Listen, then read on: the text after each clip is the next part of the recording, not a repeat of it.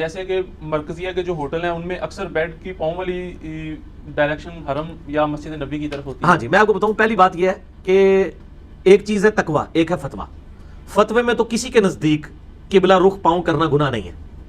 میرا ایک یوٹیوب پہ کلپ ہے قبلہ کی طرف تھوکنا، ٹھیک ہے، یہ آپ یوٹیوب پہ لکھیں تو میں نے اس میں تھوکنے کا مسئلہ، پیشاب کا مسئلہ بتایا. پیشاب کرنا قبلہ رخ حرام ہے. اس میں دو موقف ہیں محدثین کے. ایک کا موقف یہ ہے کہ اوپن ایئر میں حرام ہے، کنٹرول انوائرمنٹ میں جائز ہے، یعنی اگر کمرہ جو ہماری کنٹرول انوائرمنٹ ہوتی ہے. دوسروں کا موقف ہے کہ نہیں مطلقاً. میرا بھی ان کے ساتھ ہے اور میں نے دلیل دی ہے کہ ابو ایوب انصاری رضی اللہ تعالیٰ عنہ یا سعد ابن ابی وقاص ابو ایوب تھے جو مصر گئے تو انہوں نے کہا میں تمہارے ٹوائلٹس کا کیا کروں، بخاری مسلم میں آتا ہے یہ سارے قبلہ رخ بنے ہوئے ہیں تو مجھے ٹیڑھے ہو کے بیٹھنا پڑتا ہے اور پھر میں اللہ سے معافی بھی مانگتا ہوں. تو اگر کوئی ٹوائلٹ بنے ہوئے ہیں تو ٹیڑھا ہو کے بیٹھے. ہم لوگ تو پہلے اس چیز کا اہتمام کرتے ہیں. رہا پاؤں کرنے کا مسئلہ، پاؤں کے بارے میں کوئی حدیث نہیں ہے. تھوکنے کے بارے میں ابو داؤد میں ہے کہ ایک شخص نے قبلہ رخ تھوکا تھا، نبی علیہ السلام نے اس کو امامت سے ہٹا دیا تھا. ٹھیک ہے، تھوکنا منع ہے، پیشاب کرنا منع ہے. پاؤں قبلہ رخ کرنا اس کے بارے میں کوئی حدیث نہیں ملتی، لیکن مزاج رسول سے یہی لگتا ہے کہ یہ بھی منع تو ہم نہیں کہتے لیکن پسندیدہ نہیں ہے.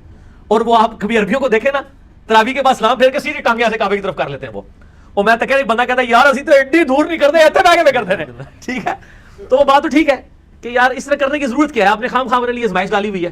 تو اگر اس طرح کی کوئی چیزیں ہیں مجھے بتائیں. اگر بیڈ کے پاؤں قبلے کی طرف ہوتے ہیں تو بیڈ نے آپ کو پکڑا تو نہیں ہوا کہ سر تو ضروری اتنے رکھنا ہے، لگ مشکار رکھنا ہے نا. صرف بیڈ صرف آپ سے یہ ڈیمانڈ کرتا ہے کہ لگ مشکار ہونا چاہیے. تو تسی سر ادھر کر لو تو تکیا اتنے رکھ لو، کیڑا مسئلہ، لگ تو مشکار ہی رہے گا. بیڈ آپ کو ساری دور کرنے کی اجازت دیتا ہے، لگ نہیں کرن دے گا، وہ کہے گا لگ مشکار ہے.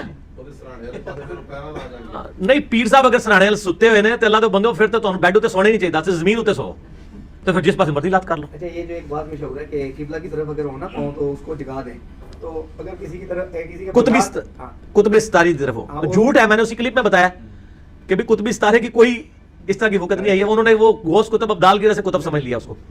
تو قطبی ستارے کا مسئلہ ہی کوئی نہیں ہے. اگر کسی مسجد میں زیادہ اچھا اہتمام ہے، آپ کے گھر میں گیزر نہیں ہے، مسجد میں ہے، صاف ستھرا ہے، بیٹھ کے وضو کر سکتے ہیں. جس طرح ہم لوگ تو ابھی یونیورسٹی سے اپنے آفیسز سے عادی ہو چکے ہیں واش بیسن پہ وضو کرنے کا، یعنی میں کھڑے ہو کے وضو کرنے کو کمفرٹیبل سمجھتا ہوں.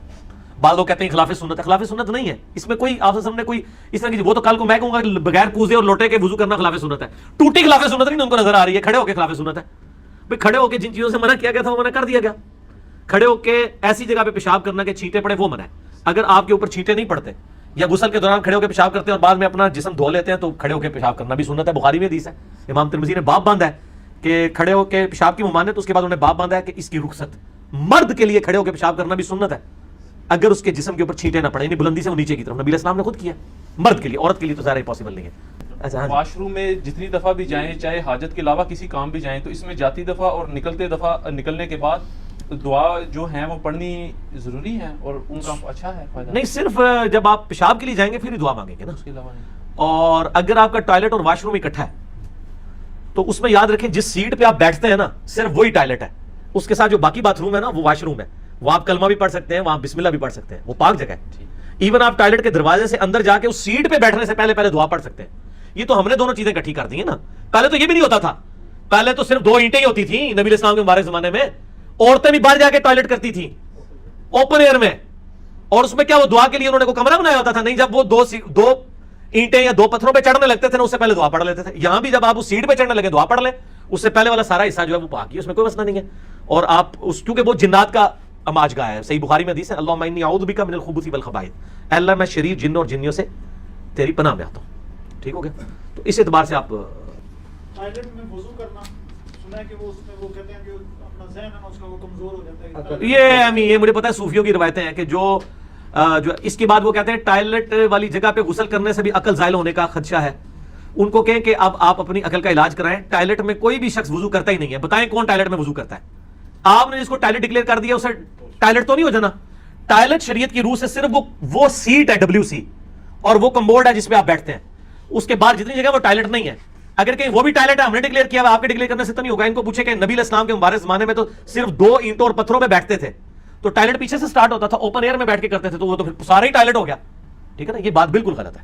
تو وہ کوئی عقل نہیں زائل ہوتی ہے اس جگہ پہ. اور اس جگہ بیٹھ کے کوئی بھی نہیں وضو کرتا. میں نے آج تک کوئی بندہ نہیں دیکھا کہ WC کی سیٹ پہ بیٹھ کے وضو کر رہا ہو. وہ لادہ سے وہ لگا ہوا ہوتا ہے واش بیسن، تو اس میں شمار ہی نہیں ہوتا. میں آلریڈی کئی بار ڈسکس کر چکا ہوں.